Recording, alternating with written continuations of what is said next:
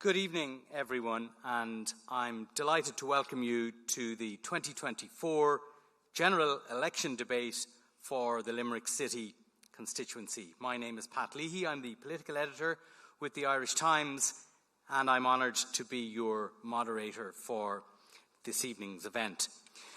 The purpose of this debate is to help those both here in attendance and those at home who are listening in to make an informed decision when you cast your votes on the 29th of November. It's to allow our candidates to make their pitch to you.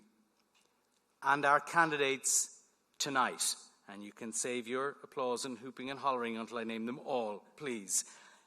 Ruairí Fahy from People Before Profit, Paul Gavin from Sinn Féin, Michelle Hayes, who's an independent, Kieran O'Donnell from Fine Gael, Elisa O'Donovan from the Social Democrats, Dee Ryan from Fianna Fáil, and Conor Sheehan from the Labour Party.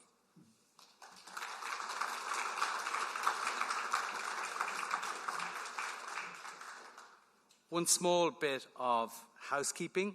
We ask for your cooperation in ensuring that everyone has the opportunity to hear from the panel of candidates. And so we ask you to remain respectful to all attendees and panel members. As this event is not a participative event, we ask that you refrain from questions and remarks and allow candidates to make their addresses and to answer questions, which is a long-winded way of saying, I can interrupt them, but you can't. But before we get started, to kick off the evening, I'd like to welcome Noel Gavin, President of the Limerick Chamber, to extend his welcome to you all. And following Noel, we'll also hear from Will Ryan, owner of the Limerick Post. Noel.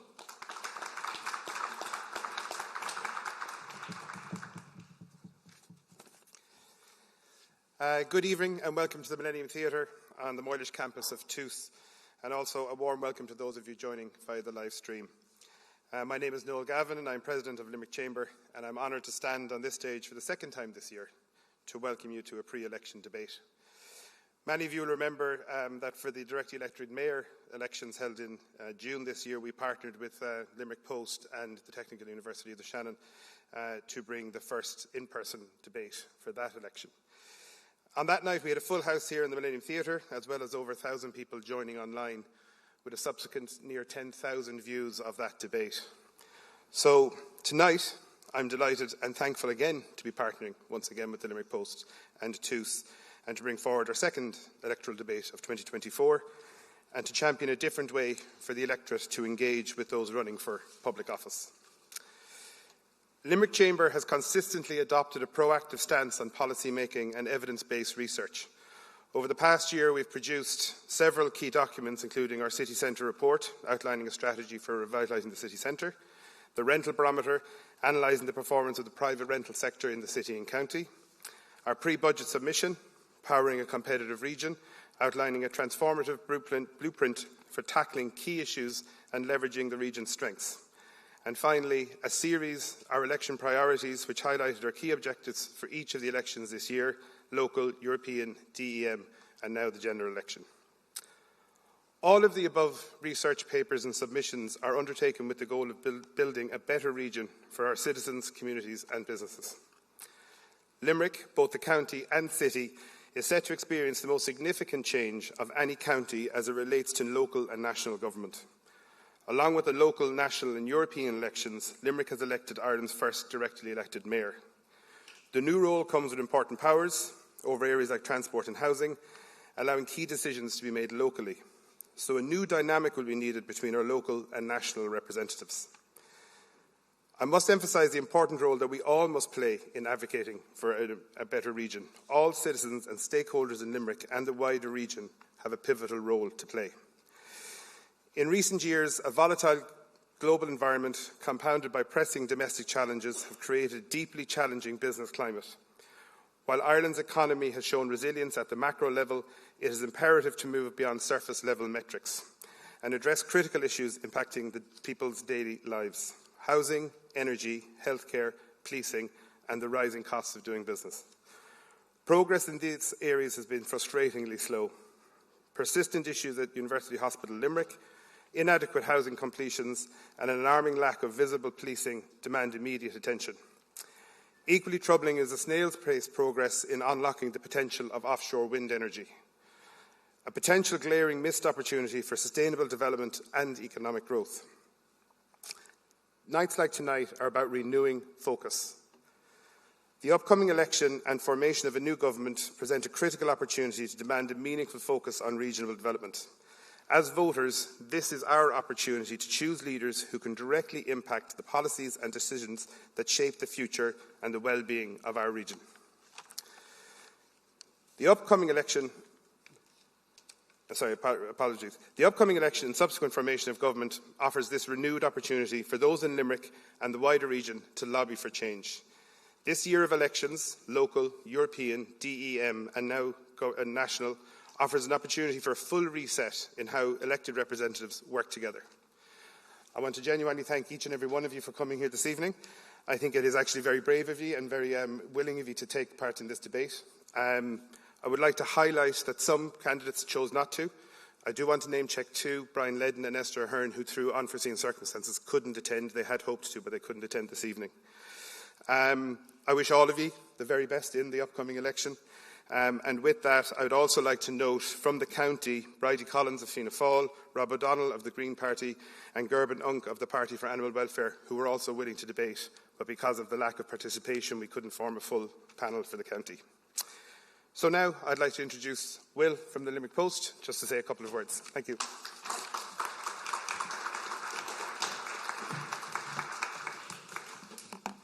Thank you, Noel. Good evening, esteemed guests, candidates, and our audience both in the room and online. It is a privilege to welcome you to this important debate, organised in partnership with TUS and the Limerick Chamber of Commerce. Tonight, we come together to strengthen the connection between the people of Limerick and those who seek to represent them. Here in Limerick, we are fortunate to have a vibrant local media landscape. Local media plays a critical role in countering misinformation and ensuring voters have access to the facts needed to make informed decisions. This dedication to truth and accountability is essential for the health of our democracy. I want to thank the candidates who are here tonight. Your willingness to engage directly with the voters demonstrates the transparency, accountability and public service we all value in our leaders. Participation isn't just a courtesy, it's a responsibility. It is through open dialogue like this that trust is built and democracy flourishes. A special thank you to our moderator, Pat Leahy, who has the inevitable job of keeping tonight's debate on track. Pat, I hope you brought your stopwatch and your patience. You'll need both. I also want to extend my gratitude to our partners, the Limerick Chamber of Commerce and our hosts, TUS University. Institutions like these are vital to the democratic process, creating spaces where meaningful conversations can take place. As we begin, let us embrace the power of open discussion to shape a stronger, more informed democracy. Thank you. I'll leave that back to you, Pat.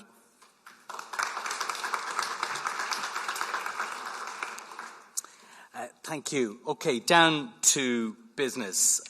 This feels to me like an enormously consequential election, on a par with those of you of more mature vintages will remember elections of 1977, 1987, more recently 1997, and maybe 2011, a sort of a point at which the country takes a decisive move in one direction or other. The government that will be chosen by the Dáil that we all elect on Friday week will have great opportunities, we know, given the economic health of the country at this point, but will face great uncertainties too, with great challenges on housing, on healthcare, on the cost of living, on migration, climate, security, law and order.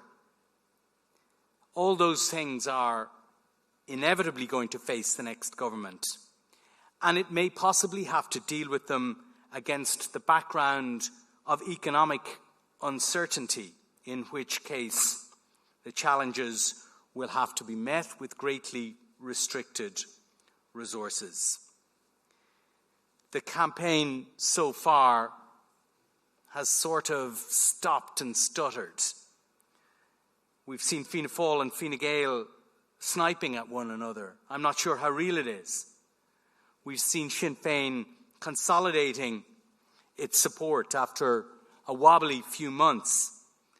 But is there a sign of the gains that would enable it to lead the next government? The smaller parties and independents have been trying to elbow their way into the debate. If they manage to do that and build on that support, could they open the way for a Sinn Féin-led government of the left, or will one of the groups of independents, or one of the smaller parties, end up as the third leg of the Fianna Fáil, Fine Gael stool? We'll find out soon enough, but not before we have the debates and the crucial, decisive second half of the campaign. The exit poll conducted by ourselves and RTE after the last general election showed that half of all voters made up their minds during the campaign, and amongst those, many of them made up their minds in the second half, in the last week, in the last few days. So this election, ladies and gentlemen, is there to be won and lost. Many of you will have seen last night that 10 is probably too many candidates to have a debate. So we have 7, which I think is about right. We will endeavour to give equal time to all the candidates. I want you to debate with one another, but maybe through me. So if you want to get in, wave at me, and I will get you in. We won't do it completely, everybody getting every question. We'll try and make it as flexible as possible. But to start, as you've been told, each candidate will have 2 minutes to set out their stall. So we will start, I think, on the far side. And Rory Fahy, you have your 2 minutes. Yeah. And I have the stopwatch on my phone. So. We've had 100 years of Fianna Fáil and Fine Gael, and we're looking into crises in health, in housing, cost of living that's completely outpacing people's ability to earn. We have a hospital that's about to reach a new awful record for the number of people on trolleys this weekend. We have over 500,000 people who are stuck in their childhood bedrooms, unable to get a place to stay. We have families who are presenting homeless, who have nowhere to go when they show up at the council. We have other families where they're being split up, where children have to be raised by grandparents because they don't have a safe, secure place to raise their child. We're seeing a return to tenements once more, where renters' rights are not being enforced and they're not being protected as eviction bans have been removed and rents keep rising and rising. We're seeing a cost of living crisis where instead of actually tackling the profiteers, those who are making an absolute fortune off people's misery, instead we're getting a handout that we have to give straight over to those private companies. And instead, we have families sitting at home in the cold and their children going to bed with hungry bellies. We need to go and ditch the duopoly of Fianna Fáil and Fine Gael. 100 years is too much. We need to see an alternative. We need to see a left government. Another Ireland is possible. One where we decommodify transport, where we build universal public housing, and where we deliver services based on people's needs, not on their ability to pay. Thank you, Rory. Paul.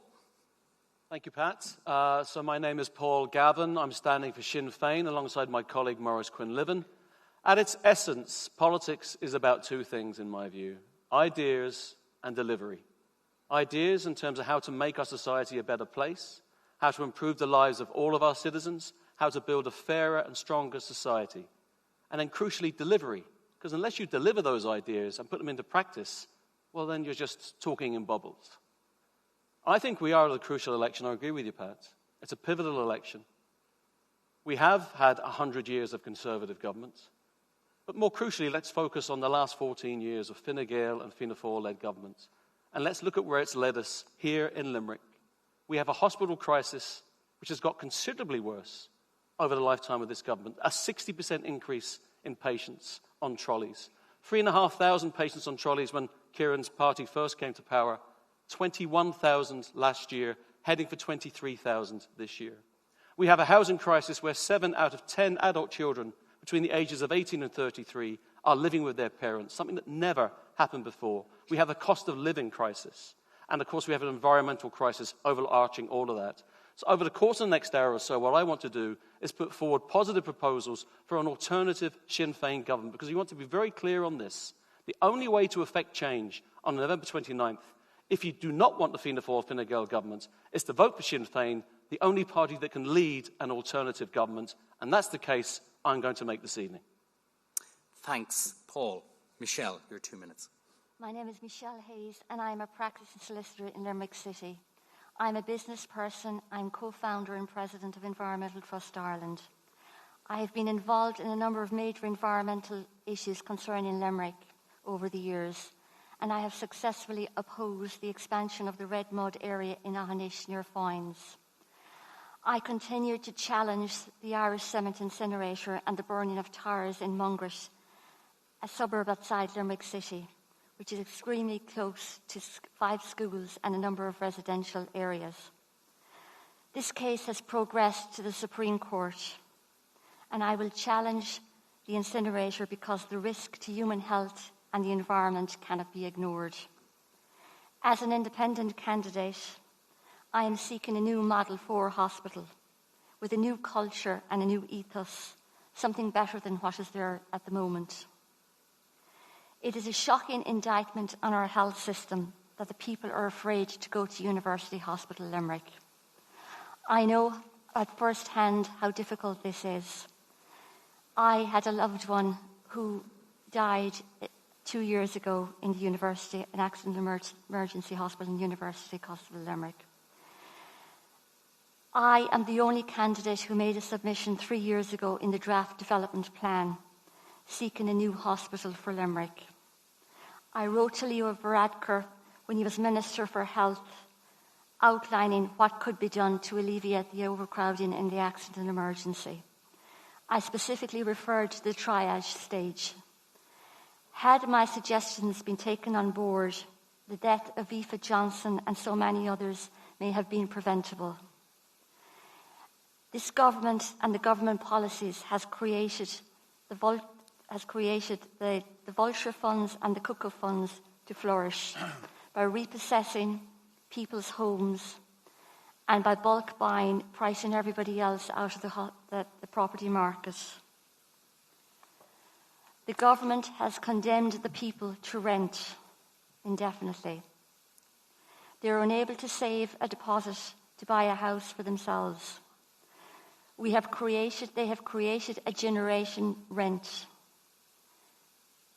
And so the people will have to decide in future down the line whether they will be able to afford the rent of their home to rent or alternatively heating in their homes. Thanks, Michelle. You're on time there. And now, Kieran, please, your 2 minutes. Thanks very much, Pat. And I want to commend Limerick Chamber and the Limerick Post for hosting this event, and for holding the event, and for Vincent Canaan here in TUS for hosting the event, this magnificent auditorium.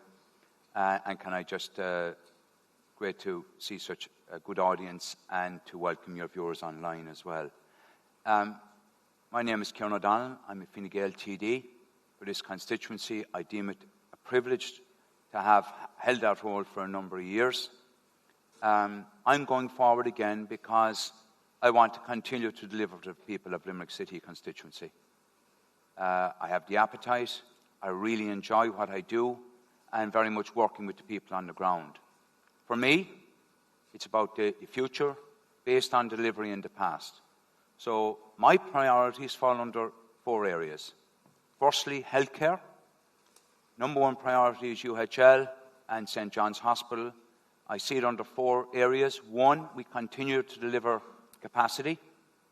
2, we continue to recruit staff. 3, we get that second ED, which I think is required.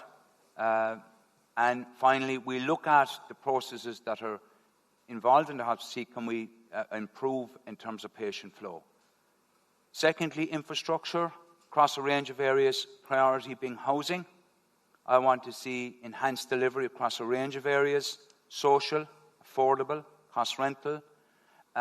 In terms of affordable, I want to see affordable purchase very much front and centre.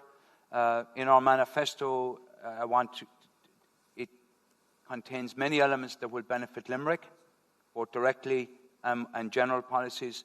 But I want to see the local authorities become more active in the affordable housing space. It's something that I am very keen on. Kieran. There is work there. And then finally, the issue in terms of schools, and then kind of just safer communities, extra policing. Okay. I want to see a Garda station in place for Castle Drive, which is now happening in terms of site acquisition. We'll get to the individual bits, okay? So, Elisa, your 2 minutes, please. Hi everyone, my name is Councillor Elisa O'Donovan. Like many people living in Limerick City today, I was born outside of Ireland in London, and I moved back here to my father's native Limerick when I was 16. I absolutely love living in Limerick City. I think it's a really wonderful place to live and work. I've been really honoured to be re-elected twice in Limerick City West. And I think that the people, the energy, the enthusiasm we have in Limerick is just wonderful. However, I don't think we are getting the basics right, and I think we need a change in government and a change in leadership at a national level to secure a much better future for the people of Limerick. I am standing for the Social Democrats, and the Social Democrats really want a future where every person in Limerick can thrive and every community can flourish. And how we will do that is by investing in our key public services, which we have not done to this date. So what we will be prioritising in government is affordable housing for people, accessible childcare, that is a free public childcare system, healthcare that is free and when you need it and is accessible to everyone, a clean environment, and a properly funded disability service as well. So really what we want to focus on is public infrastructure in our communities and within our public services. We are not about giving gimmicks or handouts at election time. We are about investment in those key public services. The other thing that the Social Democrats really want to do is, I think there's a lot of apathy out there when it comes to politicians. We see politicians over-promising at election time and then under-delivering when it comes to when they are actually elected. So what we really believe in is honest and accountable politics. That is something I have done in my role as councillor, and I will continue to do if I am elected a TD. Thanks, Elisa. And Dee, your 2 minutes. Hi, how are you? My name is Dee Ryan. I'm new to politics. My background is in business. I've spent the last 5 years as the Chief Executive of the Chamber of Commerce, and before that I had my own business in Limerick City for more than a decade. I'm also a member of the Shannon Estuary Economic Task Force. So I'm very familiar with what we need from an economic perspective across Limerick and the Midwest region, both in terms of the infrastructural investment and policy changes that will help see this, the best part of the country, to win more foreign direct investment, the Eli Lillys and the Regenerons, but also to support our own wonderful Indigenous Limerick companies to scale up, thrive and grow from here, from the Midwest base, all with a view to providing high-quality, sustainable jobs. I'm a working parent. I have primary school children and secondary school children, and I fully appreciate the challenges that working families are under, juggling childcare, school runs, homework and all the WhatsApp groups. My husband and I started our family just after the last recession, and we actually rented our family home for over 7 years. And I fully appreciate the pressure and the stress that that puts on families. So that's why housing is a really key, important priority for me. If I'm given the honour to be elected to represent the people of Limerick, I will be placing housing, the hospital, and increased garda numbers and the need for to tackle antisocial behaviour and crime at the heart of my agenda. I believe I have a different perspective of life in Limerick to bring to the Dáil on our behalf. Thanks, Dee. And finally, Conor. This feels a bit like Groundhog Day. Good evening, everyone. I am Councillor Conor Sheehan. I'm proud to sit here before you this evening as the Labour Party candidate in the Limerick City constituency. Labour has played such an important role in the historical fabric of Limerick, with wonderful public representatives, people like Frank Prendergast, Jim Kemmy, and of course Jan O'Sullivan. And it is in that spirit and tradition I want to continue. I'm probably, I think, the youngest candidate standing in this election, and I'm standing because I feel like my generation, people my age, are not represented in political life. Half of us live at home with our parents at an age beyond which it is socially acceptable, and 70,000 of us in the last year left Ireland to go to Australia, Canada, the UAE and further afield. I want to build a Limerick where people feel like they have a future here. Limerick has many challenges, but with challenges comes opportunities to do things differently. We have a healthcare system that's under severe strain. We have a housing crisis that is worse here than in other cities around Ireland, and we have a lack of available and affordable childcare, along with a lack of a visible policing presence. And these are the things that I want to tackle. My politics is centre-left, it's social democratic.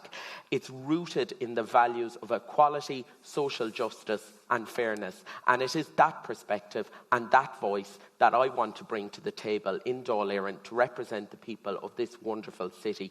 I love Limerick. I've lived here nearly all of my life. There is no place else I would rather live, work or raise a family. But I know we can build a better Limerick, a brighter Limerick, a Limerick where the basic needs of every citizen are met. And I believe with your support, if elected on November 29th, that I will be able to do that. Thank you very much.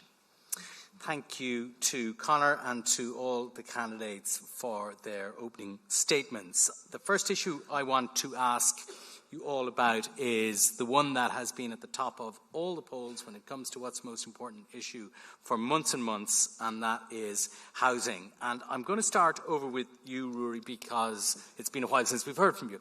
And so can you tell us about your plans for housing, your party's plans for housing, how realistic they are and how they would benefit people on the ground in Limerick over the next 5 years? Yeah, I mean, we're hearing from all the other manifestos where people are just throwing out numbers, or parties throwing out numbers of like 50,000, 60,000, 70,000. I mean, even in the most ambitious versions of it, they're still not even able to go and hit the 350,000 the ESRI has said that are going to be needed by 2030. So even in the most ambitious plans, we're still going to have a deficit of 50,000. And that's if they can actually achieve it. Because a lot of the figures that get thrown out by the government on a regular basis are 20,000 below what they said they were going to do. They're trying to use house starts as a metric for the actual number of completions that houses are ready for people to move into after they went and changed the tax system back in April, which encouraged more developers to go and say that they had started on a house, but there was no follow-up checks to make sure that it actually got started. So, if we want to see a change to housing, we need to go and take the profit motive out of it. Housing has gone up through the roof. Rents have doubled in the last 10 years, and we've seen house prices double as well in around the same time. To actually go and get the prices down, we need to have the state directly involved in building. We need to see universal public housing that's available to everybody, regardless of how much they earn. We're trying to say that people should be paying no more than 25% of their income on their housing costs. So everybody, whether you're a doctor, whether you're on social welfare, should be able to go and pay the same into having, or relative to their income, into having quality affordable housing. We see this model in Vienna, we see it in parts of Poland, and we see that people are much happier, and you actually build up really strong communities with it. When people have that security of tenure, then we're able to go and ensure that people are actually going to live comfortably. For us to actually deliver that, we need to go and ensure that apprentices are getting all the way through. We need to have alternatives to going to university for people who are coming out of secondary school. Because the problem was, from 2011 onwards, people thought you were mad if you were going into construction for maybe 10 years. We ended up with a whole loss of people who we needed to have those skills. So we need to go and change it up so that people actually feel that if they go into an apprenticeship, they're going to actually be able to complete that apprenticeship, because that's a major risk at the moment, that many of them are not making it to the end of their apprenticeship because they can't get the work at the end, or they can't live off the below minimum wage pay that they get. So we want to see the state really stepping in there, having contracts ready for these people who are coming through the apprenticeships, giving them good quality work and giving them the option to get out of it at the end. Because we know that, if you're working in an office, retiring at 67, 68, not the end of the world. We think it should be lower. But if you are working in the building trade for that long, your body is completely destroyed by the time you retire. Can I just ask one follow-up question to that? If the people for-profit policy, as I understand it, and as I touched upon it there, is you're going to get the state much more involved in the direct provision of housing. But for people who are desperately in need of housing at the moment, does that not sound a little bit long-fingery? So we've got to set up a new state development, state building company, so we've got to think up a whole new way of doing things, and meanwhile the clock is ticking on people who can't get on the housing ladder. Not really, because you still have some building that's coming through the pipeline already. Nowhere near enough. So you're not going to be displacing that immediately. So it is that you're putting in place an alternative system that is being scaled up towards the actual needs to develop it, and then also being able to do it as part of a long-term plan. Because at the moment, companies will choose not to build if the profitability isn't there, and that's why we see things like the Help to Buy. Chucking €30,000 or even €40,000 as Fine Gael want to do at a developer is not going to do anything to go and make those houses more affordable. It's just going to drive the prices up. So that's what we want to see taken out of it. Okay, Kieran, I'm going to come to you, because it's one of the constant criticisms that is levelled at this government, including by some of its own TDs, that it has essentially failed on housing. So why should Fine Gael and indeed Fianna Fáil get another 5 years to fix a problem they haven't been able to fix in the last 4.5? I don't believe it has failed in housing. Has it been a success? It's been a success in that we've increased the output considerably over a relatively short period of time. We'll have over 30,000 houses built last year. We're going to get near 40,000 this year. There's a lot more to do, but we have it up and running. In a Limerick context, in terms of our manifesto, a number of key aspects, we're going to invest 40 billion to build 303,000 houses up to 2030. A number of key elements to that. And it's in the context of Limerick City Centre, where we want people. I think one of the key elements of bringing the city centre, we'll say, up, is to get people living in the city centre. So the First Home scheme, which is a scheme that's available for new houses, will now, under our manifesto, be available for second-hand homes. That means the state will take an equity stake of up to 30%. Furthermore, the Creek-Conaghy scheme, which is a scheme where a property is vacant for more than 2 years, built before 2008, you can get up to 50,000 of a grant and up to 70,000 if it's a derelict. We are now going to, and one of the elements there was in terms of cash flow, midway during the Creek-Conaghy, we'll say when you're doing the works, we will provide up to 50% of the funding, so that will take the strain off. The Living City Initiative, which is an initiative directly specific to Limerick City Centre, we're going to increase the geographical area once again to get people living in that area. And on the affordable housing space, we're looking to build 50,000 houses up to 2030. And more specifically, I mentioned it earlier, we're going to set specific targets for all local authorities. In many cases, some did not have it. Limerick has a target of 264. We want to increase that considerably because there's a scheme there, it's a local authority affordable housing scheme, where the state can take up to a 40% equity stake, and furthermore, the Help to Buy scheme can also back in. And just finally, the Help to Buy scheme, we're going to extend that out to 2030 and raise the amount from 30 to 40,000, which gives deposits to people. And it's something other parties want to abolish the Help to Buy over time, and many immediately, others want to... Well, let's come to some of the other parties. Conor, you want to abolish Help to Buy. Paul, I'll come to you afterwards, because you do too, I think. Well, the first thing I would say, Pat, is if you look at what Fianna Fáil and Fine Gael are promising in relation to housing, just look at their record and look what they've done. Since they came to power, 4.5 years ago, I mean, we're at a stage now where house prices have gone up by 37%. House prices in Limerick last year rose by 14.2%. That's above the national average, which is 9.9%. Yes, we want to abolish Help to Buy. Help to Buy is driving the cost of housing up. The ESRI say it, the central bank say it. It doesn't work. It's targeting a very minute amount of first-time buyers who have an above-average income, who who are able to avail of it. And then the rest of us, people my age, we're left swinging in the wind. And the fact of the matter is, we have a situation here in Limerick where street homelessness has literally become normalised. People walk up and down our main street every day and every night, and they see people sleeping in doorways, and they do not bat an eyelid. The LDA, the Land Development Agency, which Fine Gael set up in 2018, and which we support the principle of it, it has 6 strategic sites in Limerick City.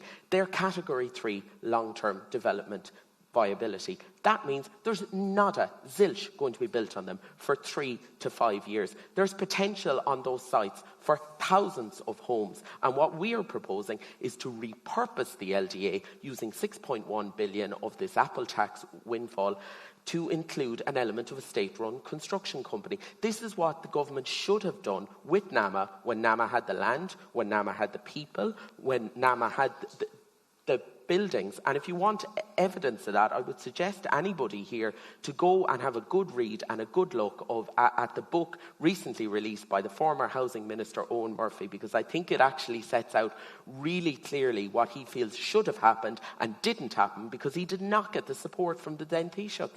Paul, are you prepared to say to people who are now trying to save and trying to avail of the Help to Buy and some of the other subsidy schemes, because that's what they are you prepared to say to them, no, look, we're going to take that away? Well, to be very clear, what we've said is that we will phase that scheme out over a 5-year period. So no, those who have applied already will be respected. But the point of the matter is, and it's not just Sinn Féin say this, all of the parties across the centre-left recognise this. The Help to Buy scheme drives up prices. And the key point that Kieran and his party don't seem to understand is that we actually need house prices to come down. All of their policies are based on ever-increasing inflation. And I'm absolutely stunned, Pat, that Kieran describes his party policy as a success. Let's look at the facts. Homelessness has increased by almost 50% since your party came to power. Here in Limerick, rents have gone up since they came to power by €10,000 a year. That is absolutely shocking. That is not a success. What we have, and by the way, you mentioned a target of 40,000, Kieran, so let's be clear. At the end of Q3 of this year, the completions were just 21,600. You have no hope of hitting your target of 40,000. And just to be clear again, Darragh O'Brien, the Minister for Housing, the Fianna Fáil Minister, has missed every single social and affordable target for the last 4 years. This government is failing on housing, and the younger generation simply cannot afford another 4 years of Fianna Fáil and Fine Gael failure. They don't even understand the problem. Kieran wants higher house prices. Sinn Féin wants houses for the people. Dee, do you want lower house prices?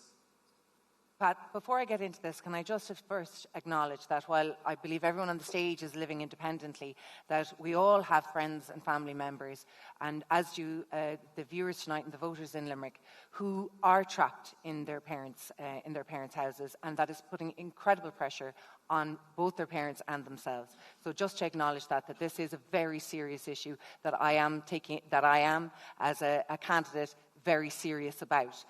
Let's look at it in terms of the election. Broadly speaking, all of the political parties agree that we need approximately 300,000 more homes over the course of the next 5 years.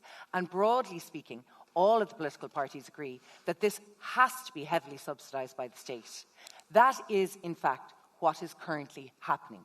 The question now is, who is most credible to deliver that kind of growth in housing over the course of the next 5 years? And I would put to you that my party is the only party on the stage that has the track record of delivering that kind of growth.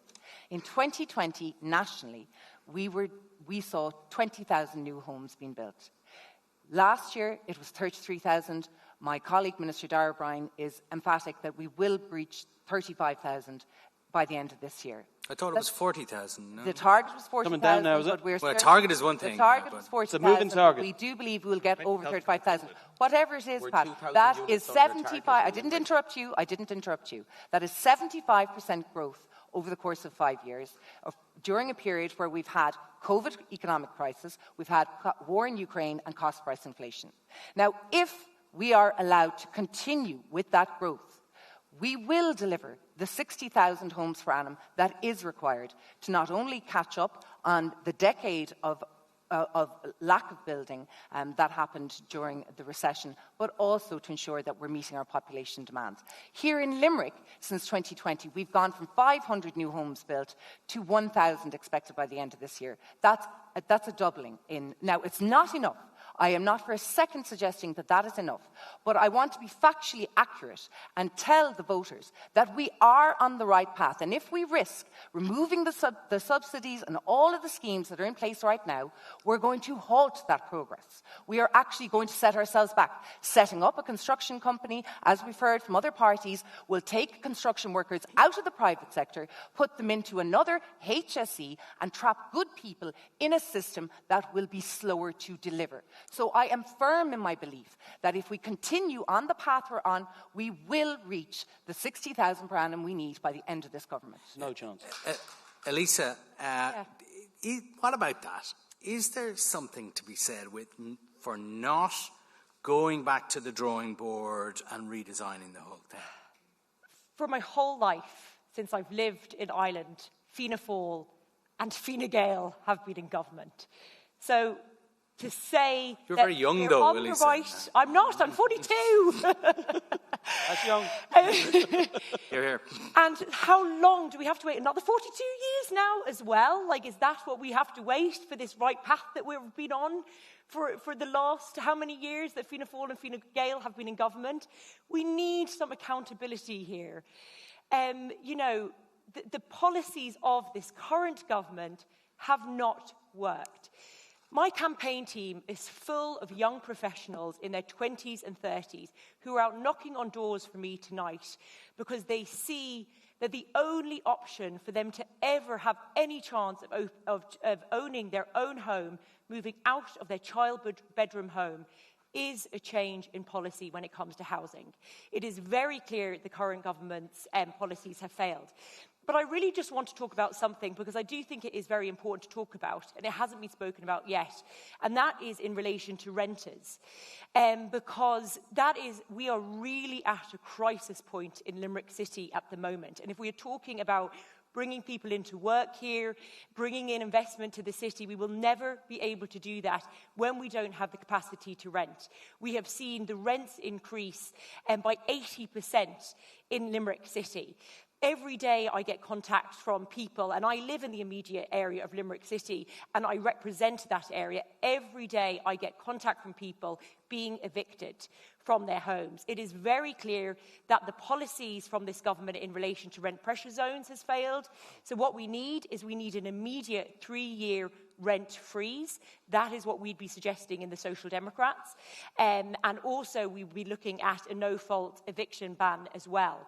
I also just want to mention, because we are in TUS tonight, and I see that there are some representatives from the student union here, I do think one of the things that this government hasn't done is really worked on building purpose-built student accommodation. We are a student city, but we really lack student accommodation. And one of the things that the Social Democrats will be doing is changing policies for technological universities like TUS to be able to borrow money to build their own student accommodation. So we are about practical solutions. I don't think that any of those have been implemented by the current government. And as I said, you know, the housing situation has got progressively worse under this government. Okay, I want to bring Michelle in because we haven't heard from her on this. And it seems to me that you as an independent, you're in an ideal position to answer this question, right? Because we see there is substantial agreement between the two parties of government that are represented here tonight, and there is substantial agreement between many of the opposition parties who are represented here tonight, and they fall either side of the questions of continuing the subsidies. Fianna Fáil and Fine Gael want to continue the subsidies. The opposition parties are talking about increasing tenant protections like a rent freeze. They all agree with that. Where do you stand as an independent? The Fine Gael party have been in power for 14 years, and in that time they have failed the housing crisis. They have caused people to emigrate. They have increased rent from just a few years ago. It was 700. It's now 2,500 to rent per month. Fianna Fáil and the Green Party crashed the economy. They brought the Troika to Ireland and for the first time in the history of the state, Ireland lost its sovereignty. The Fine Gael and Labour government, they introduced the vulture funds, which are pricing all young people out of the property market. And what I would do, if elected and if being allowed, I would change that. I would ban the vulture funds so that they couldn't buy up multiple properties and price young people out of the property market.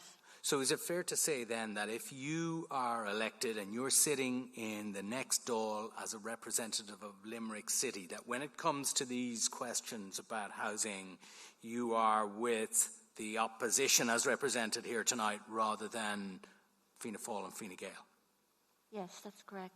Okay, I want to stick with housing a bit because it's such an important issue. Conor, you wanted to come back on one point that was made there. Yeah, I just wanted to come back there at a point that Dee made about setting up a state-run construction company, and just to ask her, with respect, whether she's gone through the Housing Commission report, because that's very clear about the radical reset and the type of change that we need.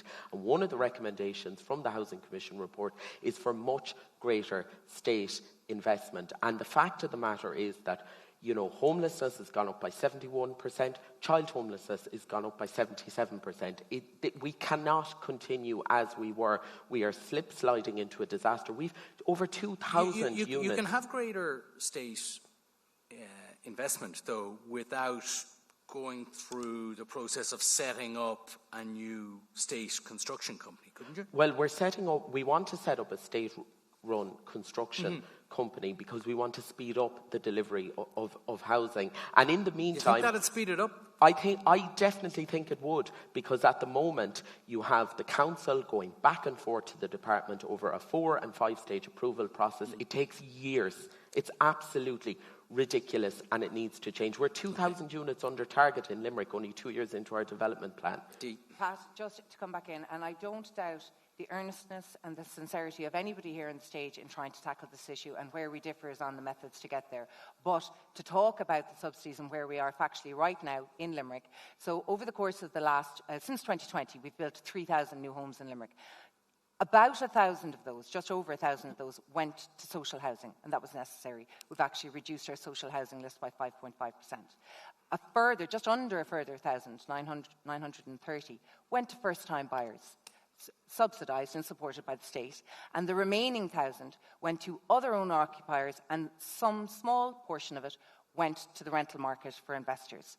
Now, I appreciate that our rental prices are gone sky high in Limerick. That's a function of the overall number that we're getting delivered in terms of new homes.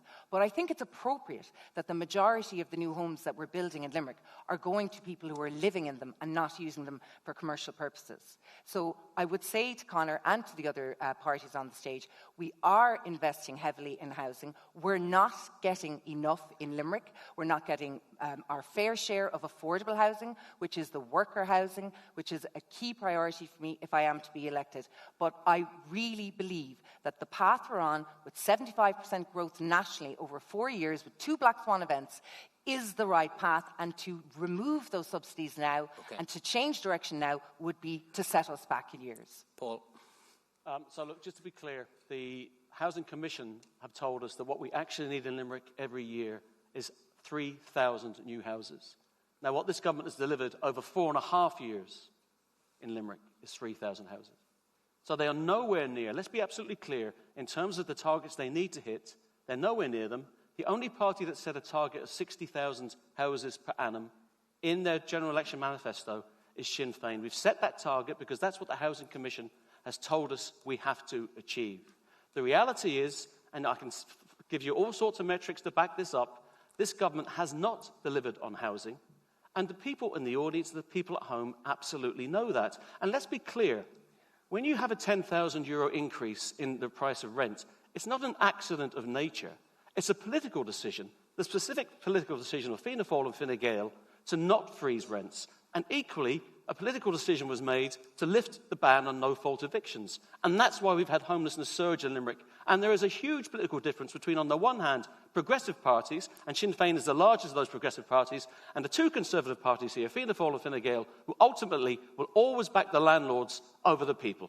OK, we need to finish up on housing soon, but Rory, you were first in, so off you go. On the no-fault evictions there, I think almost the most successful thing Kieran O'Donnell nearly did for the no-fault evictions was forgetting to oppose our bill in the Dáil. He could have chosen to let it through and kept those no-fault evictions going, but instead Fianna Fáil, Fine Gael and the Greens decided to go and bring back no-fault evictions, and homelessness has skyrocketed since. The number of people in emergency accommodation has gone through the roof. I think it's important to remember as well that Dee has still not answered that question about whether Fianna Fáil is willing to let house prices come down. They're unaffordable for people, no matter what way you look at it. We would see a state construction company as a way to get rid of at least 15% of the cost, which is just profits alone, and that's at a conservative estimate. It could be much higher than that. Short answer, Dee, house prices, do you want to see them come down? Of course I want to see house prices come down. Okay. I don't know a person in this audience who wouldn't like to see house prices becoming more affordable. That's a function of supply. Okay. So we have to keep building and build more, faster, and get a greater number here in Limerick. Elisa, last word from you on this topic, and I'll get you in a sec, Kieran. But there is just, on that point, like, there's a lot of agreement. There is significant disagreement between Fianna Fáil and Fine Gael and everybody else, but there's also agreement on, in terms of the numbers that have to be delivered. And everybody talks about targets, but really what matters as much as the targets you set is the capacity in the industry. And any government is going to face that, isn't it? Well, I really think that, look, I think a lot of the time when we talk about numbers and what's been built and what hasn't been built, for me, it's really about looking at, okay, what are the policies that we can help deliver this? And I'm glad that there has been an acknowledgement that there hasn't been affordable homes built in Limerick.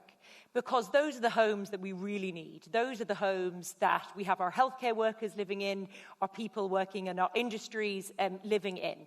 And one of the things that the Social Democrats will do is that we will zone for affordable housing.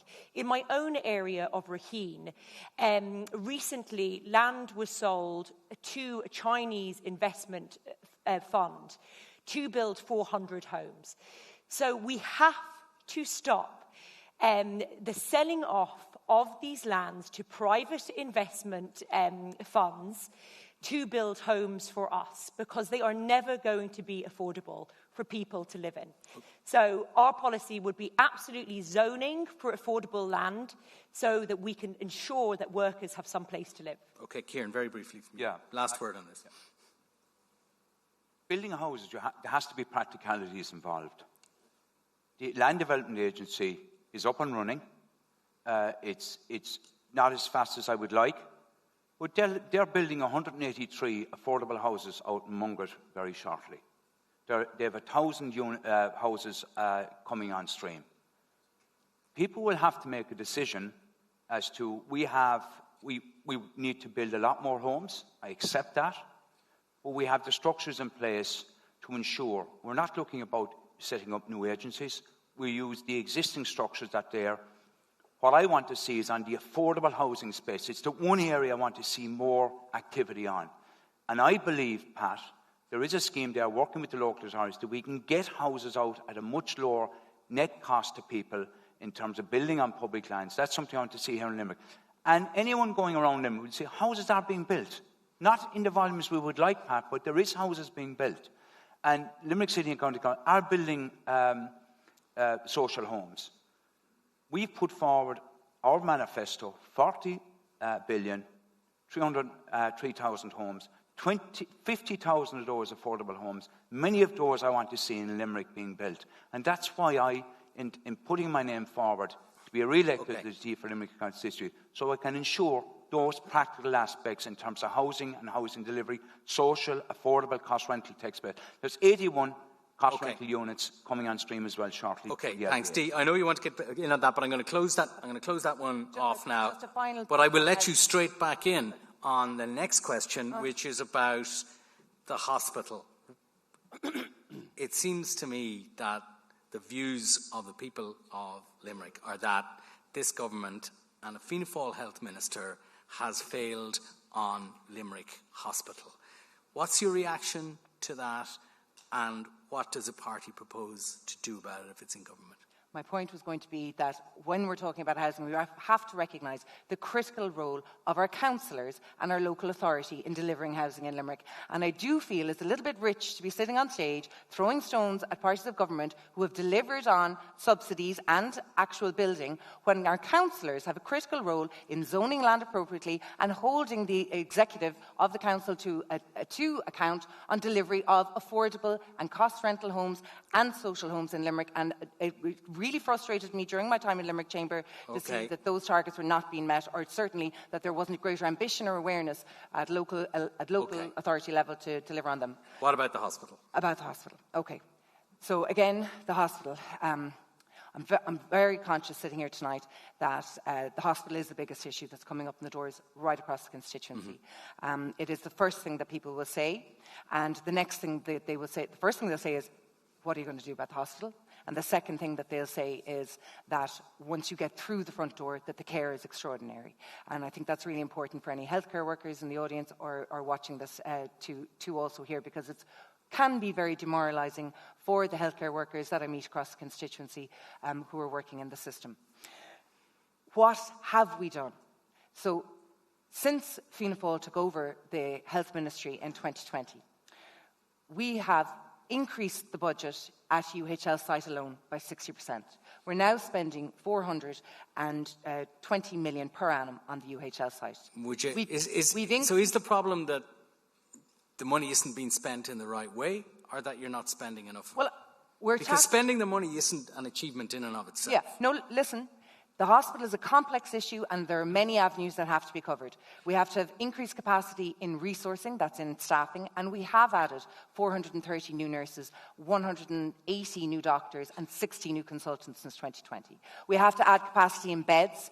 Anyone who drives by UHL can see with their own eyes the 96-bed block that's coming up out of the ground, due to open before summer of next year. There's a second 96-bed block in enabling works. An additional 84 beds are being planned for in the acute medical assessment unit, and a 16-bed block is going in before the end of December, apologies. Those are two critical ways in which we're addressing the challenge, but we need more. We absolutely need more. There is no doubt to my mind that the Midwest requires a second emergency department, a 24-hour A&E. I was here on this stage, Pat, a couple of months ago during the mayoral election, talking about the hospital and being told by other candidates that there was no room for the hospital to be discussed in the mayoral election. It's unthinkable for me that any person elected at any level to represent the people of Limerick is not making the hospital their number one priority. Okay. For me, a Model 3 hospital, a new Model 3 hospital in the region, motorway connected, would be ideal, but we await the results of the HICWA review that's ongoing right now that will tell us, should we be putting the capacity into Ennis, should we be putting the capacity into Nina, or should we be expanding the UHL site? Those are the questions that we'll get the answers to at that HICWA report next year. Conor D is right that it's not a quick fix. It's not a simple fix, isn't it? No, it's not a quick fix, and it won't be done overnight, but there are a number of things that could be done immediately. Like, there are a huge number of vacant and unfilled posts at UHL at the moment. The current pay-by-numbers model that the HSE are actually using is not working. I mean, people are going on maternity leave, they're going out on sick leave, they're resigning, and the posts are literally disappearing within the system. And I mean, the fact of the matter is, we have a huge number of unfilled posts at UHL. UHL as a Model 4 hospital is underfunded compared to, say, an equivalent Model 4 hospital like Beaumont in Dublin. That's not me saying that, that's Dr. Jerry Burke, who was the Chief Clinical Director at UHL for a number of years, pointed that out. Yes, we need a Model 3 hospital in the region. Labour will expedite the publication of the HICWA review and work with HICWA and the HSE to determine where that should be located. The fact of the matter is, and this is what terrifies me, people in Limerick are terrified of going to their local accident and emergency department.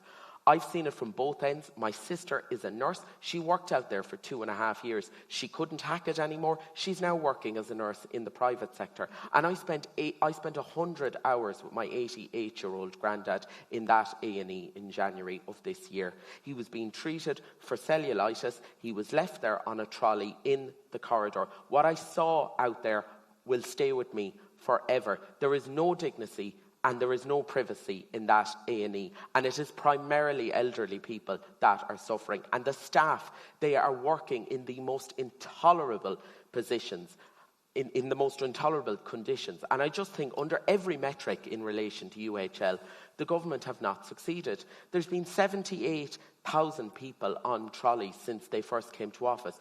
It's going to cap out at over 23,000 this year.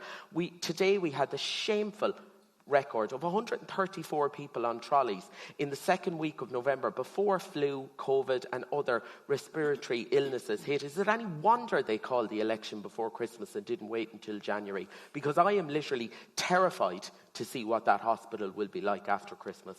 Kieran, it's hard to argue with any of that.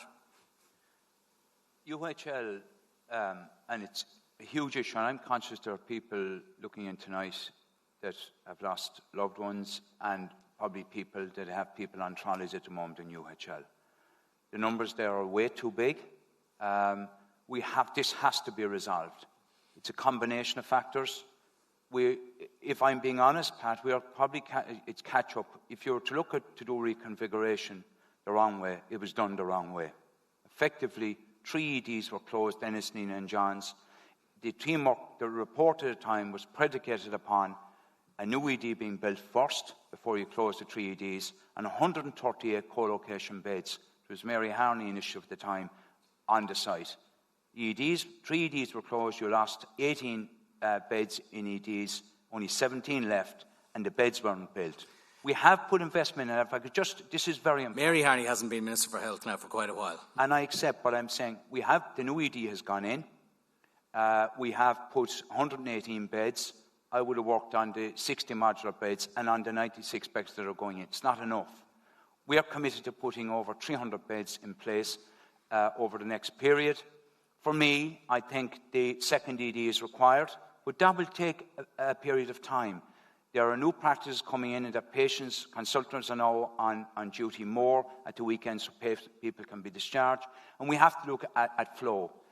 For me, in terms of the next number of years, we have to get to a point where UHL and this region is best of class in terms of delivering healthcare, and the people of the Midwest deserve no less. I think people would settle for something less than best in class for me, Pat, in the lifetime of the next government. For me to achieve that, Pat, right, we've put the investment in,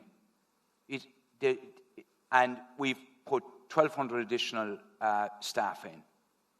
But the region itself, we have to get to a point when there'll be 566 beds going over the next number of years in total. That'll bring our region the second best in terms of bed capacity per head of population. It was the worst. So for me, Pat, the challenge is there's no point in we just accept something. We have to get to a point, Pat, where we're delivering a service that's one of the best in the country. The people deserve no less, and this is something that we're out on the doors. It's the number one issue, Pat. It's the number one issue. So for me, in ways, it's something that we all have to work towards. Beds are being built. Staff are being recruited. But it's about putting interim measures in place. One of those, ensuring, Pat, that people would be discharged over the weekends to free up beds. That requires clinicians coming in, which is now happening. And what we want to see is, and St. John's Hospital has a key role to play here as well, Pat. Okay. The 42 additional beds going in, I think, has a key role in being an elective hospital for the region. Okay, Paul.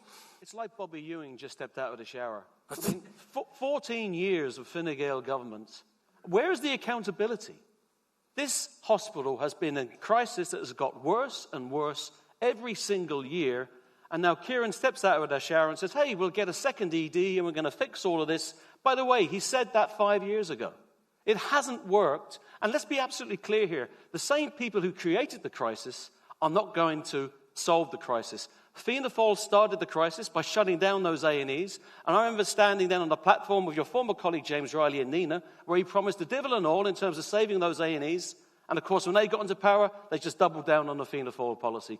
There are solutions. Sinn Féin has a detailed plan in terms of UHL, a detailed plan in terms of how we'll fast-track beds, a clear commitment to a second ED, and crucially, we need to lift the embargo on staffing, because you listen to the INMO, to Phil Leahy, she was incredibly clear on this, that positions have been wiped, planned positions that should have been filled have been wiped, and right now, a director of nursing in UHL or any other hospital does not have the authority to hire. We are 200 nurses short in UHL today. There are 134 patients on trolleys today. We are in another winter of crisis, and after 14 years of failure, Kieran tells us it's all going to be okay. Come on. Okay, Rory. Yeah, look, we had a load of GPs in 2006 and 2007 telling us that if they closed the emergency departments across Neenah and Ennis and St. John's, we were going to end up in the situation we're in now. And they didn't listen. They decided to go ahead with it. Fianna Fáil on the Greens initially didn't stop the closure of Ennis and Neenah. Labour and Fine Gael didn't stop the closure of St. John's. I'm lucky to be here today that a doctor was on in Ennis at the time and admitted me into the ECU after the hours, as opposed to me having to go the extra 30 minutes to get into UHL. I mean, there's so many other people who aren't as lucky as that. They didn't get the treatment they needed on time and have died. We've talking to people on the doors again and again, people saying they're afraid to go to the A&E. They're driving all the way to Portlaoise, they're driving to Galway to get the treatment they need. And then we have UHL coming out in the papers every other week saying, hey, it's up to you to figure out where you need to go for care. After 8 o'clock, where can you go for care except in the A&E? There needs to be alternative places for go to get treatments. There needs to be places for go to just get prescriptions. You know, there's so many small things that can be done to go and improve the quality of the health service here. And Fine Gael have done nothing. Fianna Fáil with them. You know, they keep talking about a new emergency department, but ultimately, people are suffering, people are dying, and they're just acting here as if they weren't in power. Elisa. Yeah, I don't think anyone here can doubt my commitment to healthcare, because I am a frontline healthcare worker. I work as a speech and language therapist. I've worked in primary care in Limerick City. I've worked in local hospitals, St Camillus'. And for the last 5 years, I have been a local councillor in Limerick City West, in which UHL is situated. And I'm actually the only councillor from that area running in this election. So every day in my work, I'm speaking to healthcare workers, and every day I am speaking to people living in my area who are either working in the hospital or accessing the hospital services there. And it is very clear to me, and I said this to the Minister, Stephen Donnelly, when I appeared with him on the health debate on the RTE News on Friday, it is very clear that the people of the Midwest have been abandoned by this government. They have abandoned the healthcare workers here, and also the people of the Midwest, where we now have 390,000 people accessing one A&E. The reason that I joined the Social Democrats is we are the only party that has a very clear and comprehensive plan in relation to a public health service. We are a complete outlier in Europe that we have no national public health service. And one of the things that every party here has joined up to is Sláinte Care, which will deliver community care in our local areas, GP care, access to disability services, access to dental services, access to healthcare services when you need them. So I can say very categorically that this is the main reason that I am running in the election, and I think that I speak with some credibility when it comes to this issue. Michelle, where do you stand as an independent? So again, I suppose there's two general approaches here. There's one which is a mixture of public and private. That's the way the health system works at the moment. But what Elisa is talking about, Social Democrats are talking about, and what is actually the basis of the Sláinte Care plan, which everybody is rhetorically signed up to, but it seems to be on a bit of a go-slow, is to replace the existing public and private co-system, if you like, with a purely public system. Where do you stand? Well, I believe that Limerick needs another public hospital, a fully operational Model 4 hospital. Nothing less is sufficient. And by that I mean it has to have a 24-hour medical assessment unit. It has to have a Category 3 intensive care unit. It has to have a fully operational accident and emergency. And what we have at the moment, University Hospital Limerick, is a Model 4 technically. However, we know that when people go in sick on a Friday evening, it's like a 9-to-5 job. There's no consultant there over the weekend. There's no diagnostic testing. have to wait until Monday morning to see a consultant. Do you think that the consultants bear some responsibility for that? Well, I think it has to start at the top. The CEO of the hospital has to be, it runs from the CEO, and it has to be accountability at the top, down through the line. So, I mean, different circumstances. I mean, in relation to the Aoife Johnston, who was 13 hours waiting to be seen by a consultant. I had previously written to Leo Varadkar in relation to that triage stage in the Limerick University Hospital. And for example, I had said that if there was a doctor at the triage stage as well as a nurse, when a patient would go at the triage stage and there was a doctor there, they could be referred, for example, to various diagnostics. They could be given antibiotics. They could be sent to X-rays or wherever. And that is a very important issue. I think the triage stage is the problem in the University Hospital Limerick. If you were elected as a TD and you were an independent in the next Dáil, would that be, and you were, let's say there's a government shopping around and it's looking for a couple of parties trying to put together a government, because this is the process, and they're coming to independence and they're looking for their support to form a government. Yes, I believe I had actually ran in the local elections as well. And at that time, I was the only candidate who had put forward about the University Hospital as a priority, a new hospital for Limerick. So would it be fair to say that would be your red line, a new Category 3 or Level 3 hospital for Limerick? Yes. And would you be prepared then to swallow a whole bunch of other stuff that you might not like and support that government over the next 5 years? No, I mean, I will talk to everyone, but University Hospital, a new hospital for Limerick would be essential. Okay, all right.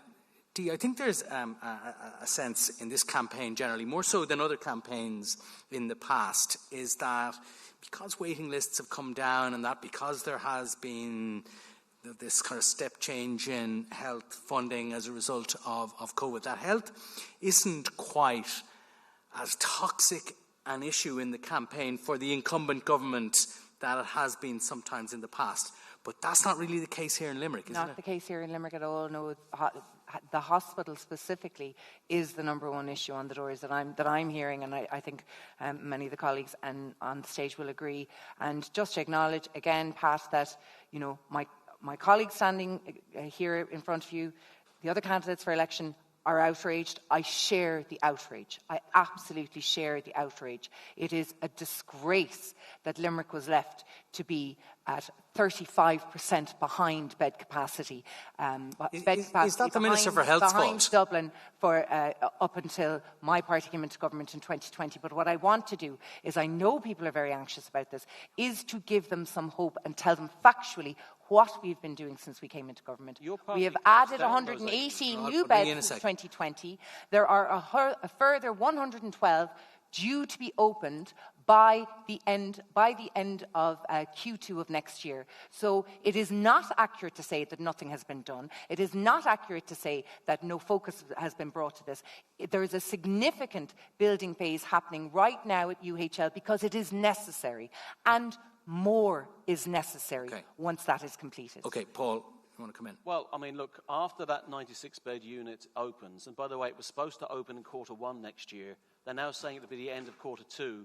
I'm told by my colleagues in the unions that actually the staff won't be fully ready even until Q3. But after that, we'll actually still be the best part of 200 beds short. Okay, Elisa. We'll have reached that by 2028. We'll have reached that bed, the highest bed capacity in the country by the end of 2028. Fianna Fáil were the party that created this crisis in the first place, and you can't walk away from that history.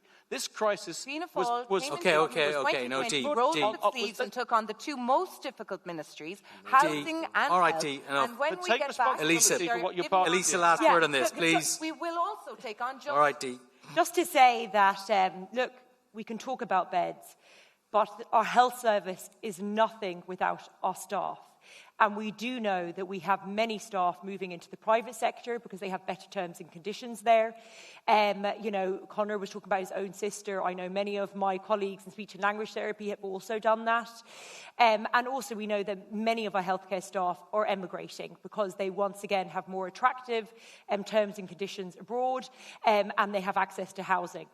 So one of the things that the Social Democrats will really prioritise if we get into government is a comprehensive workforce planning of the health system, so we can ensure that we are retaining our staff with good terms and conditions in the public health system, because at the moment we aren't. It's great to hear beds are coming on stream. We need the staff to support those beds. Okay, we've got to move on, and I want to talk about law and order, and specifically about policing. And it seems to me, I'm occasionally on canvases, I'm certainly talking to people who are on them all the time, and the thing that comes up all over the country in different guises is a perceived lack of Gardaí on the beat, and that is one thing that you hear of all the time in Limerick. Kieran, your party colleague has been Minister for Justice. Fine Gael regards itself as the law and order party, but it doesn't feel like that to an awful lot of people. Well, law and order is very, very important to us. It has always been and continues to be. In the context here of Limerick, we have seen an increase in Gardaís, small increase, up to 588 at the moment. Limerick Gardaí have been the first Gardaí in the country to wear body cams, body-worn cams in terms of security. The city centre is hugely important. I know that I've spoken to the superintendent today in Henry Street. There's a meeting with the traders next week. There have been meetings. And Helen McEntee has brought a range of, in terms of gender-based and sexual-based legislation and violence, in fairness to her, in terms of agencies. And furthermore, I don't think anybody disputes she deserves credit for. 500 million extra. But what people are worried about is the lack of visible policing on the streets. Now, will that improve? Yes, at this moment in time, there are over 700 Gardaí in training in Templemore. We are, as a party, going to a second Garda training college. There are 120 Gardaí due to graduate in December. We want to see many of those coming to Limerick. With 500 million extra gone into the Gardaí, there's 2.48 billion going into an Garda Síochána, and we want to see a rollout of over 1,000 Gardaí per year over the next number of years. It's a central platform of what we do. Equally, Pat, it is a feature that retention of Gardaí is a key element. We've increased the allowance available to the Gardaí. We want to increase it further to ensure that Gardaí will stay in the post. And furthermore, Pat, we've increased the age of entry and the increase of people in terms of retiring. And Garda Síochána do fantastic work for us. It's front and centre in terms of Garda recruitment over the next number of years. Paul, how many extra Gardaí is Sinn Féin talking about adding over the next 5 years? Well, we're recognising the fact that actually Templemore has a capacity, as Kieran will acknowledge, of 1,000 guards a year. That's not enough. So we're talking about adding 1,500 guards per year, because that's what's needed. And look, we're talking about Limerick here specifically, Pat. I love Limerick City, but the truth of the matter is right now we don't have Gardaí on the streets, and every evening after the shops close, life isn't great in Limerick City Centre. That's the truth of the matter. Where I live in Castleconnell, we have just 6 Gardaí and a Garda Sergeant to cover all of Castle Troy on a 24/7 basis, and it's not enough. And what's come up on the doors an awful lot, Pat, is just the fact that people no longer feel safe, and they're telling us that antisocial behaviour in particular has really spiked because of the lack of Garda presence. And one really stark statistic, Pat, 10 years ago, we had 92 community guards in Limerick. Right now, we have 22. That's the record of this government. It's just not good enough. Rory. Yeah, look, I mean, people talking about a lack of Gardaí. I was down at Shannon Airport on Sunday. There was dozens of Gardaí. There was dozens of public order unit. There's a lot of Gardaí around when they want to have them around to go and protect US military planes, but not the rest of the time. But even then, I think we don't need to be expanding the number of Gardaí that we have. We're seeing the impacts now of 14 years of cuts to community services. You had loads of children growing up without those diversions, to have other things to do in the evenings, to go and get them off the streets, to go and give them, like, whether it's sports clubs or whether it's just community centres, places just to meet up. All those were cut by the Fine Gael and Labour government, and then we're seeing the impacts of it now. So trying to act as if more Gardaí will solve the problem, it won't. We have to go and put things in place to go and tackle drugs, treat it as a health issue. So do you think that those sort of improvements, like that sort of social infrastructure, that's a greater priority for you than increasing the number of Gardaí? Absolutely. Everywhere it's been done, it's seen a reduction in crime. It builds up communities. It builds up trust. That is what actually tackles the sources of crime. The idea that you just throw a Garda on every single corner, build up a police state and stop crime is not going to solve it. It is very much a social issue. And the only way to deal with it is to work on inclusion and to build up community services. Michelle, where do you stand on this? Well, I think we need more Gardaí on our streets. We also need victims to report crime, making it easier for them to do so. I mean, we have the Henry Street Garda station. If you go there to report a crime, you will be met at the desk, taken down to another room, where a number of times you will have a seat nailed to the actual floor, and it's very, very difficult for victims to report a crime. It should be much easier, and there should be a special task force for victims of crime to make it easier for them to report it when they go to a Garda station. In relation to the numbers of Gardaí on the street, it's not sufficient. We have to increase that, and we have to entice them by possibly increasing the income of Gardaí. They won't stay. We won't retain them if we don't make it attractable for them.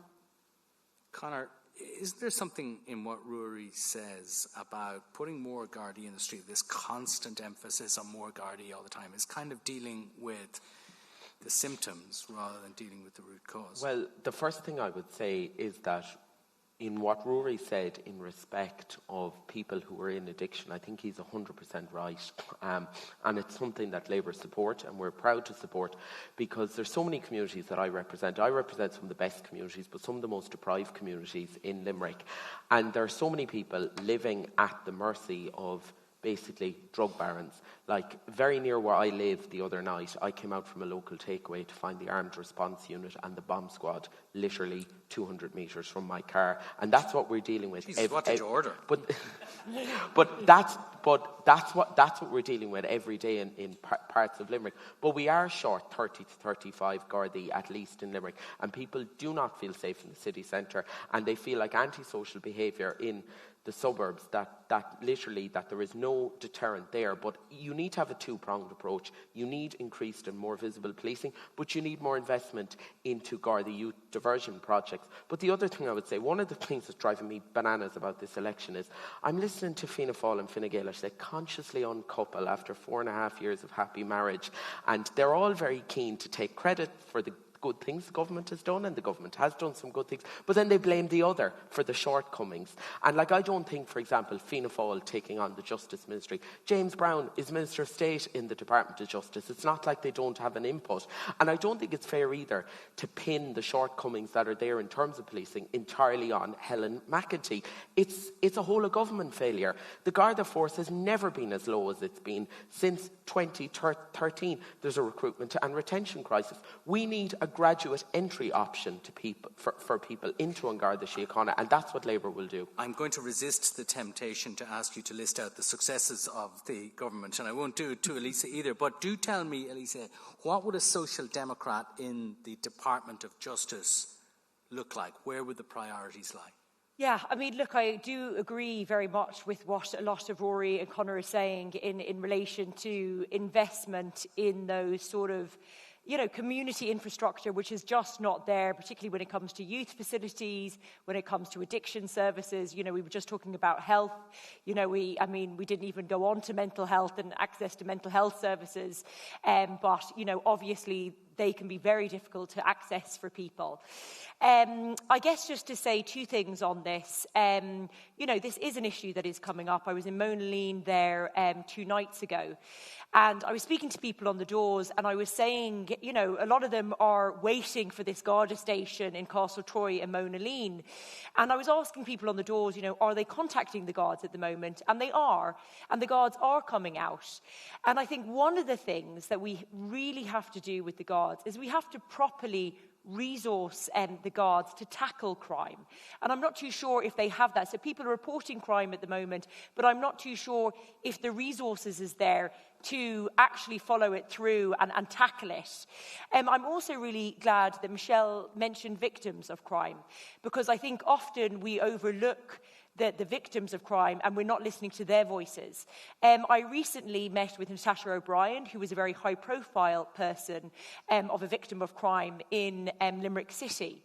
And she has spoken very eloquently to the national media and to the Taoiseach and Minister for Justice herself in relation to the changes that are needed, both through accessing the Gardaí, through accessing penal reform, accessing the legal systems to try and get justice when you are a victim of crime. Okay. So it's a holistic approach we will be taking. Fianna Fáil has been very active in this campaign, saying that it wants to have the Department of Justice in the next government. What difference would that make for Limerick?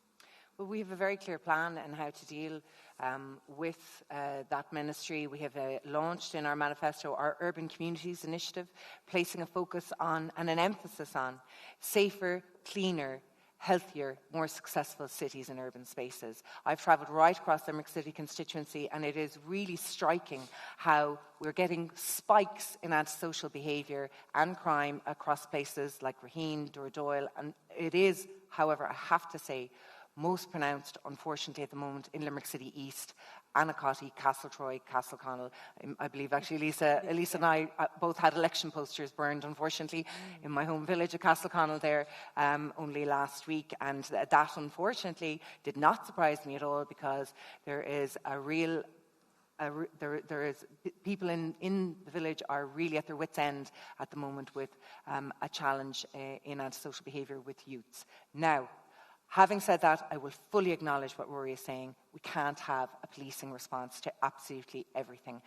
Some of these are very complex problems that require resourcing for in other areas. And so I'm pleased to see in my party's manifesto an emphasis on taking a health-led approach to drug use, to ensuring that this is the decriminalisation of some drugs. Decriminalisation, not legalisation, and of marijuana, and to placing an emphasis and resourcing addiction centres and therapies that are going to help people to deal with those challenges. And I think it's not an either-or for us. We also want and are targeting to increase Garda numbers by 5,000 over the course of the next government by opening up new pathways to training.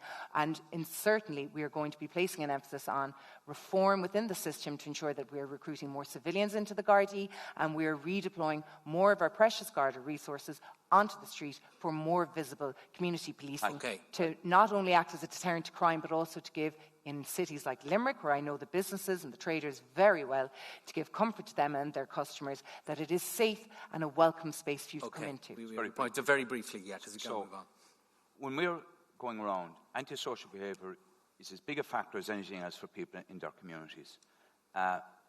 In terms of retail staff in the city, it's a huge issue in terms of of safety. We're bringing in legislation in terms of a specific act, criminal act, if you attack a retail worker. Furthermore, Pat, we as a government and with a Fine Gael minister, we've put the building of Garda stations front and centre. There will be a new Garda station in Castletroy being built. The acquisition site is now formally underway. That'll be a 24-hour Garda station. That's a real new positive development. And in my other role, we are putting Garda stations, because once you bring a Garda station, you bring the Gardaí as well. We've heard a lot from you on this, and I've got through about half the number of things I was supposed to get through, and we'll have time maybe for one more. And I want to turn to a sensitive subject, but one which is point of debate in this election, unlike any of the elections that I've covered, and that's the question of dealing with immigration. It seems to me, I'll come to you all in turn, but it seems to me that certainly the three of the bigger parties have all toughened up their position on dealing with migration. And I wonder, Rory, does that make you nervous about thinking about government with any of them? Yeah, in some ways. I think that a lot of parties have fallen in and tried to scapegoat immigrants and refugees for the failures of this government. I mean, I can understand the government doing it. It's their own failures. They want to cover up for their failures in housing and health and education and everything else. But it's strange to see the opposition parties jump in on it. I think it's really important to recognise, the plight of Irish people over the last 200 years going abroad for work, the way we were treated abroad, whether it was in Britain, whether it was in the United States, and then that we don't replicate that here. So I think we should be standing with people fleeing violence, fleeing war, fleeing harm. The idea that we're creating these safe countries and then not recognising the reality of what an asylum seeker is. Not everybody is fleeing from a war-torn country. There's political violence, there's just personal violence, and we need to stand up and defend people. We need to have a humanitarian response to this. And it's important as well that we recognise people's qualifications who come here. We try to get them trained up, we try to get them involved, we try to make them part of our society. Okay, we've got to keep these tight because we're heading for time now. Paul? So the very fact of the matter is, unfortunately, this government has made a huge mess of immigration. Even after they told us that we could expect huge numbers in, they didn't put sufficient plans in place, and we ended up with human beings left in tents just out the road here from Limerick. We have said for some time that the Catherine Day report is essential. The government had it for 3 years. They haven't implemented. That's the report to develop proper state-run facilities for people. Just 4 weeks ago, Pat, I led a fact-finding delegation to the island of Lampedusa and Sicily, where I met children, young men in particular, under the age of 18, who had endured all sorts of horrendous conditions, torture, rape, kidnapping by the Libyan Coast Guard, funded by the European Union. And I'm very clear that we always have to maintain a focus on human rights, and there should be a welcome for people who need refugee status, and that is core to our policy. But your party has changed its policy to allow it to object to centres being put in particular areas if it deems them to be suitable, right? Let's be clear, first of all, Pat. We have a human rights-centred policy, and I will never apologise for that. We have to be absolutely clear about that. We are pointing out the fact that if you have very deprived communities, it makes more sense if you're bringing people in to put them in areas where we actually have more resources and more services. I actually think that's common sense. Where would those areas in Limerick be? Well, I mean, it's going to be in the middle-class areas, I guess. I mean, I'll be honest with you. If we had additional people coming to where I live, I'd be absolutely fine with it. Because here's the thing, right? We spoke about the hospital earlier on today in this debate, right? Let's be very clear. Our hospital would not function if it wasn't for the wonderful people who've come to our country and make that hospital function day in, day out. We need to be very clear in terms of the fact that these people make a huge contribution to our society. And that's the positive message that I want to bring here this evening. This government has made a huge mess, and it has divided communities. Sinn Féin will do much better, and that's why we're supporting the idea of a new agency to deal with this and deal with it properly in a way that is fair to everyone, fair to local communities, and fair to the people who come to our shores. Okay, Michelle, what's your view on this? Well, I think that we should welcome people from war-torn countries. I think that we wouldn't have enough staff, qualified staff, out working in the University Hospital Limerick unless they were from foreign countries. I do believe that, unfortunately, there are some who skip through the system and are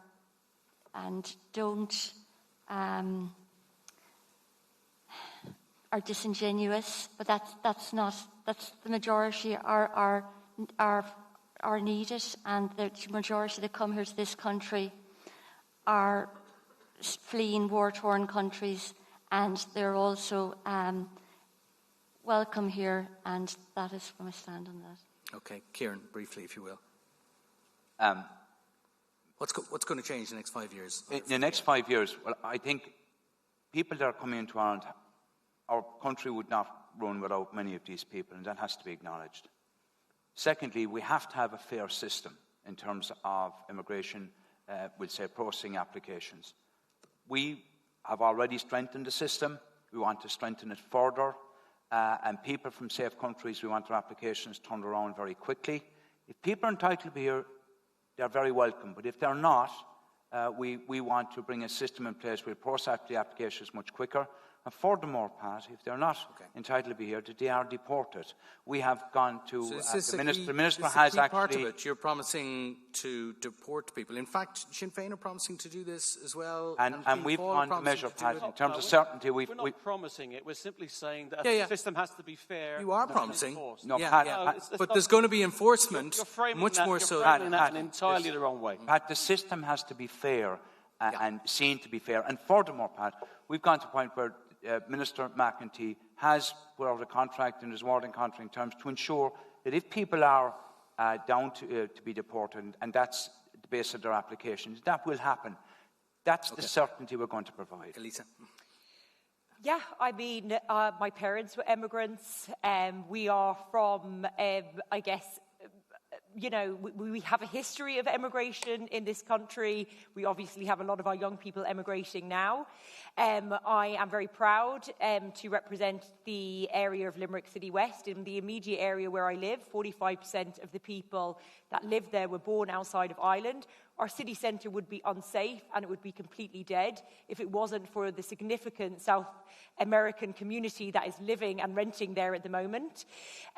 We absolutely rely on migrant workers to keep all our service industry going, our health services going. What I would like to see is when we have very skilled workers, such as dentists and things like that, being fast-tracked into jobs that are really needed and required. I think what I am hearing, though, is we are having difficulties because obviously we did have an influx of refugees from the Ukrainian war and different things like that.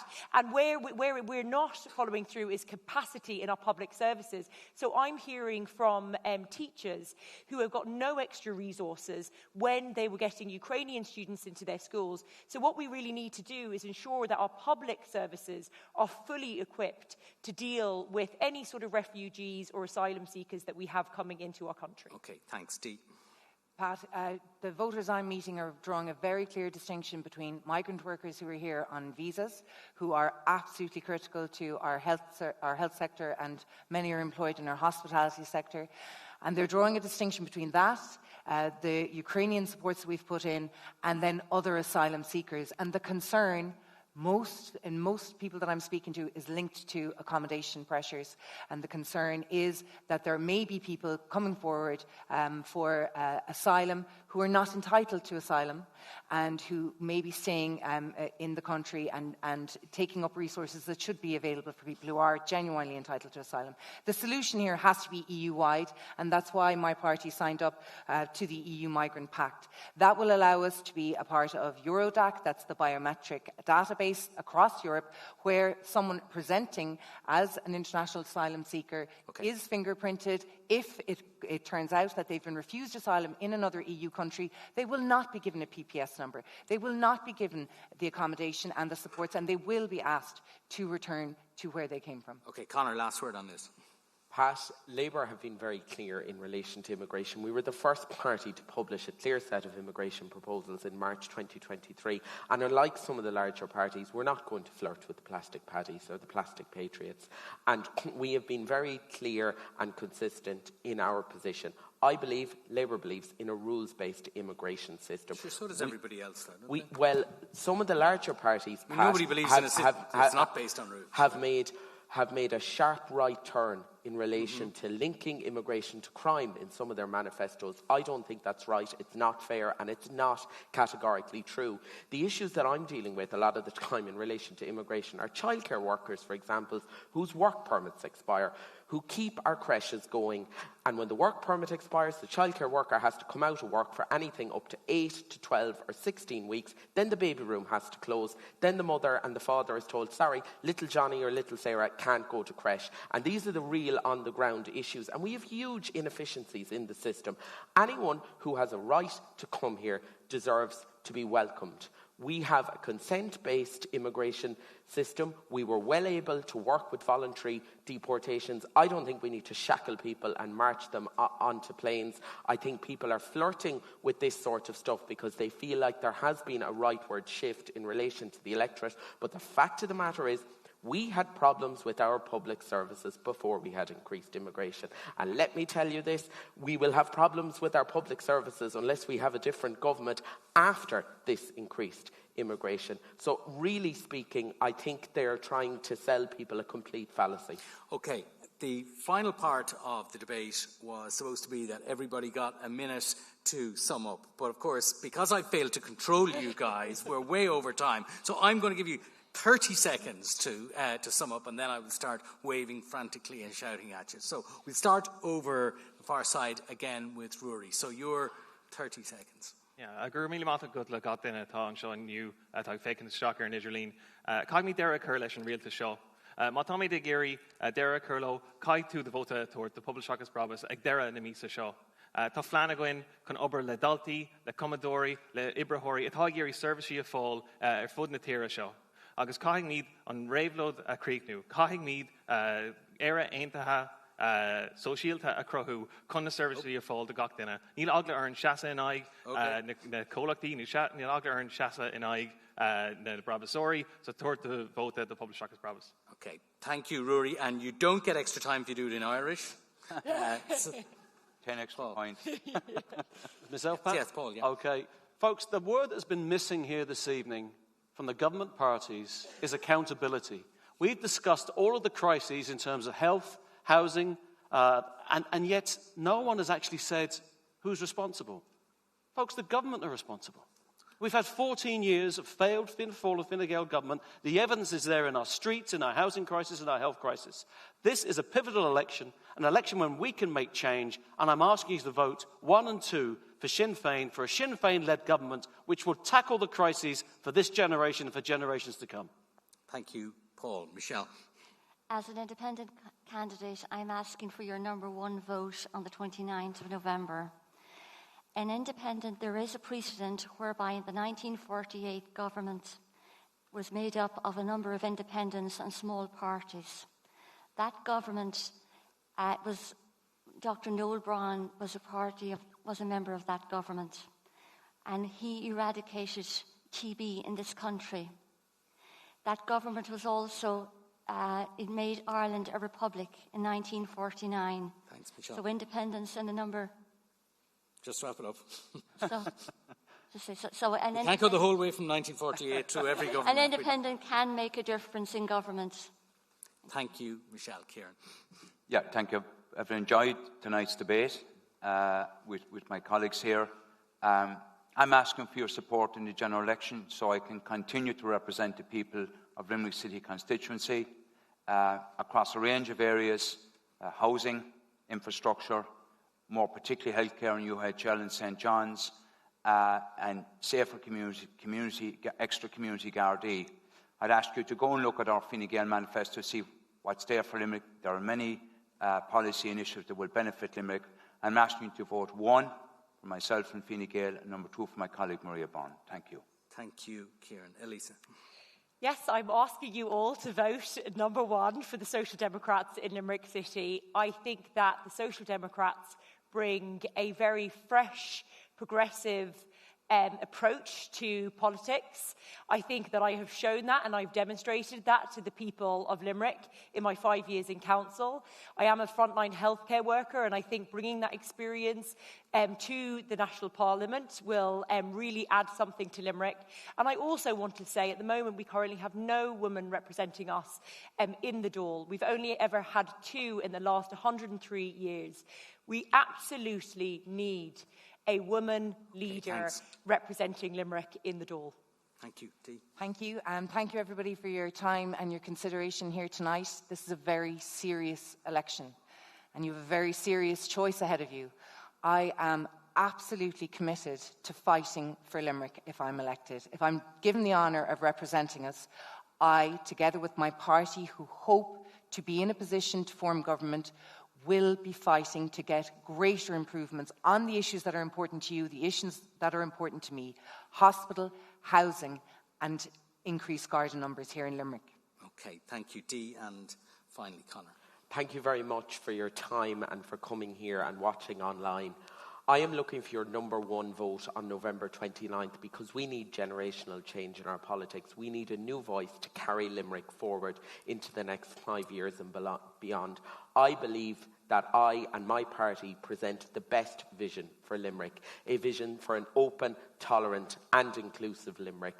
Do you want 100 more years of centre-right parties and centre-right politics, or do you want a new, young, progressive, social democratic, centre-left voice to represent you? Make your vote count on November 29th. Vote 1 for me, Conor Sheehan, the new voice Limerick needs. Thank you very much, Conor. That brings us to the end of this evening's debate. Can I thank you for your attendance? Thank everybody who is tuning in for their attention. A special thank you also to Limerick Chamber, to the Technological University of the Shannon and the Limerick Post, who made tonight's event possible. But the biggest thank you of all goes to the candidates who are standing here before you tonight. Our democratic system requires people to put themselves up for election, to put themselves through the gruelling, and I promise you it's gruelling and I'm only watching from the sidelines, ordeal of an election campaign so they can represent you. So on your behalf, can I thank them for their bravery, for their selflessness and for their public spirit, and I wish them all the best of luck, and I think we should give them a round of applause.